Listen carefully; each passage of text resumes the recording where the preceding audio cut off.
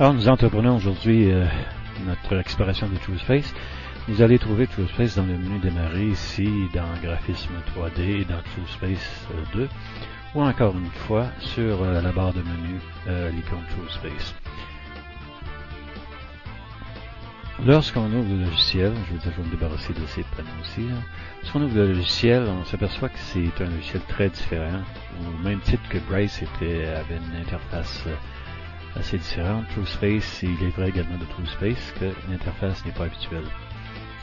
Nous sommes habitués de voir les menus ici en haut habituellement. TrueSpace fonctionne en bas.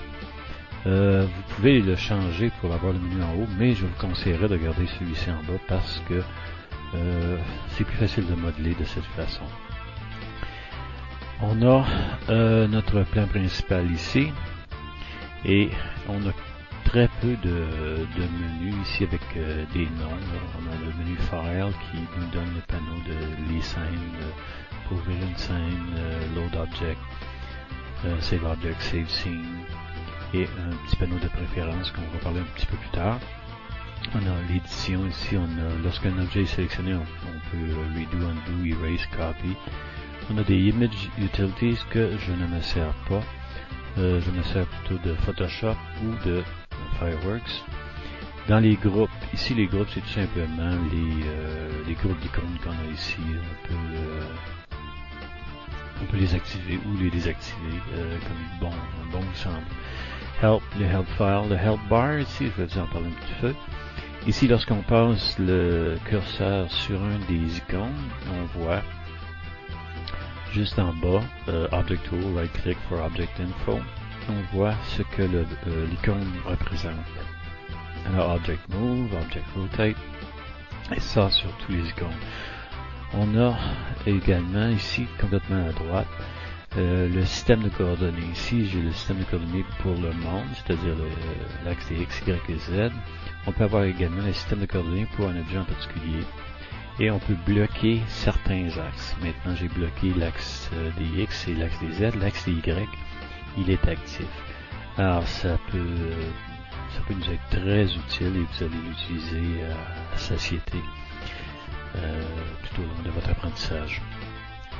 On a deux genres de barres d'icônes. Ici, on a la barre d'icône principale qui a des effets sur les objets, des effets directs sur les objets.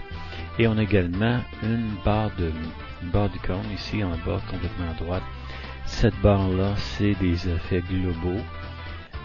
Ici, on a ce qui nous semblerait être un dédoublement des icônes qu'on a ici.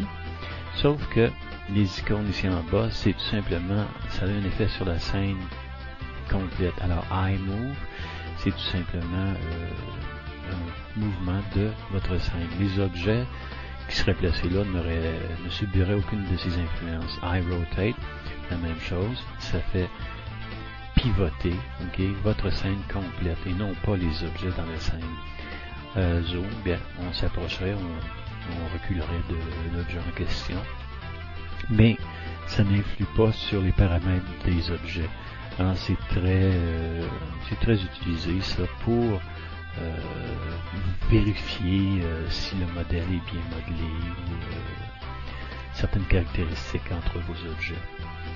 Et on a également, on voit ici, on a deux petites maisons. On a une petite maison ici. Si on clique sur ça et on garde le doigt sur le bouton gauche de la souris, un autre menu va apparaître. Je vais le refaire. Alors vous voyez, ici je viens de me mettre, produire une nouvelle vue sur ma scène principale. Lorsqu'on travaille en 3D, on travaille toujours avec au moins 3 vues. Certains logiciels offrent 4 vues de base. Vous pouvez travailler avec 3 autres petites vues, mais étant donné que nos ordinateurs ne sont pas les écrans, c'est pas des écrans de 17 pouces ou 19 pouces, il est préférable de travailler avec avec 2 vues, 2 petites vues ici, une vue peut-être du dessus. On est habitué à Bryce pour voir nos objets de dessus, et également la seconde vue. Moi je lui attribuerais une vue de perspective, sauf je cliquerai sur le petit wireframe display ici et je lui demanderai de le faire en 3DR, c'est-à-dire en lissage des objets. Si je me mets une sphère, vous allez voir tout de suite la différence. Alors vous voyez dans la scène principale ici, votre objet est en wireframe en anglais, en mesh, ou encore une fois on voit les arêtes en français, et on a la vue de dessus ici. On peut bien sûr avoir un effet sur la scène. Ici on a les mêmes instruments qu'on avait ici en bas. Alors je peux faire un petit zoom in sur cet objet là et tasser ma scène et voir vraiment où est positionné mon objet. Ici également on peut faire des rotations sans influer sur notre objet en question. C'est pas l'objet qui fait la rotation mais bien la scène. Alors ça peut être très utile. Ici je vais faire un zoom in sur mon objet si jamais vous voulez voir en temps réel, parce que les transformations que vous allez effectuer sur votre objet ici vont se répercuter en temps réel dans vos deux autres fenêtres. Alors admettons que je bouge mon objet ici, je viens sélectionner the Object Move, la flèche ici, et je bouge mon objet. Alors vous voyez que cet objet a bougé également dans les vues de dessus et la vue de 3DR, la vue de perspective ici. Alors voilà pour ça. Il faut dans TrueSpace, il faut prendre ses précautions parce que, étant donné que TrueSpace est un logiciel qui date un peu, TrueSpace 2 est arrivé sur le marché en 1996, je crois. TrueSpace 1 est en fin 94, début 95. TrueSpace, bien sûr, a fait une petite révolution lorsqu'il est arrivé sur le marché parce que c'était le premier logiciel de 3D qui était si efficace et où on voyait le rendu en temps réel pour, bien sûr, les ordinateurs de bureau, les desktops.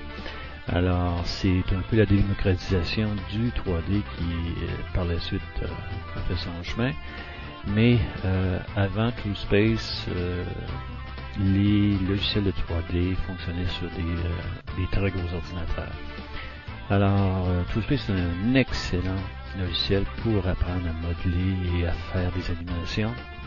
Mais, étant donné que les pilotes, les drivers DirectX, les drivers des pilotes graphiques, ont évolué beaucoup depuis 1995-96. Il est sûr qu'il faut prendre ses précautions pour ne pas que le logiciel plante. Parce que ça peut arriver que vous ne puissiez sauver si vous n'avez pas pris vos précautions. Si vous travaillez en plein écran, je ne vous le conseille pas parce que assez souvent, peut-être une fois tous les 10, 15, 20 fois, vous allez demander de sauver votre fichier et le panneau de sauvegarde va se retrouver en arrière de votre plan de travail, ici, votre scène principale, et vous ne pourrez pas y avoir accès pour effectivement donner un nom à votre scène ou votre objet et la sauvegarder. Alors pour se prémunir de ce petit inconvénient, je vous conseille de toujours avoir sur votre plan de travail, ici sur votre bureau, laisser de l'espace à gauche et un peu en haut afin de pouvoir avoir accès au menu de sauvegarde. Souvent, le menu de sauvegarde va s'afficher comme il faut par-dessus votre plan de travail. Mais si vous faites des erreurs, bien souvent lorsqu'on change de logiciel, et je ne vous le conseille pas du tout, lorsqu'on fait du TrueSpace, on fait exclusivement du TrueSpace, puisque c'est un logiciel de 3D qui exige beaucoup de la mémoire d'ordinateur. Si vous ouvrez, mettons que si vous allez sur Internet en même temps, en attendant qu'un rendu se fasse, c'est sûr et certain que TrueSpace va vous planter directement d'en face, parce que c'est un peu comme un logiciel jaloux, il prend beaucoup de mémoire, et si une autre application gruge sur cette mémoire-là, il plante, il arrête de travailler, c'est sûr. Alors, on fait du TrueSpace, on modèle, lorsqu'on a fini de modeler, on sauve notre scène, et après ça, on peut aller sur Internet si on veut, ou bien non, on peut ouvrir une autre application, mais faites du TrueSpace, faites-le exclusivement. Alors voilà pour notre premier aperçu de TrueSpace. Je vais dans les autres modules passer par tous ces icônes-là et vous expliquer ce que ces icônes-là peuvent faire, et également sur les petits menus ici. Mais il faut, et j'aimerais insister sur ce point, que lorsque vous avez terminé un module, de pratiquer un peu ce que vous avez appris dans le module, parce que c'est par la pratique que vous allez apprendre à manœuvrer toutes ces actions, et à connaître tous ces icônes, et c'est vraiment par la pratique que vous deviendrez bon dans TrueSpace. Ce n'est pas juste à regarder, il faut vraiment manipuler. Alors, vous faites un module, vous essayez de reproduire ce que vous avez appris dans le module, et vous jouez, vous vous amusez un peu avec le logiciel. C'est un logiciel amusant, c'est beaucoup plus facile de faire du modelage dans TrueSpace que dans Bryce. Bryce, c'est un générateur de paysages de synthèse, il ne faut pas s'en cacher, il peut faire un peu de modeling, mais à comparer à TrueSpace, c'est de la bouillie pour les chats, Bryce, au niveau du modelage. Avec TrueSpace, vous allez y avoir la base qui pourra vous donner accès à n'importe quel autre logiciel de modelage de 3D. Et cette base-là est très bien assise, je vous en passe un papier. Alors, prochain module, le deuxième module, on va entrer véritablement dans la matière, mais j'aimerais vous rappeler qu'il faut toujours travailler avec 3 vues. Alors, 3D, ça veut dire 3 vues. Il faut, la première chose que vous faites lorsque vous faites une session de TrueSpace, vous allez à votre petite maison ici, complètement à droite, cliquez sur ça et vous placez les 2 vues. Et une de ces vues-là, vous la mettez en 3DR pour voir en temps réel ce que vous faites. Et la seconde vue, et bien sûr, vous pouvez la mettre en vue de haut. Et vous faites un petit zoom out pour voir. Ça, ces petits astérix-là, c'est l'éclairage de base de TrueSpace. Vous pouvez le changer, mais on va travailler avec cet éclairage de base-là pendant un petit bout de temps. Alors, au deuxième module, j'explique le menu des préférences et tous ces groupes ici.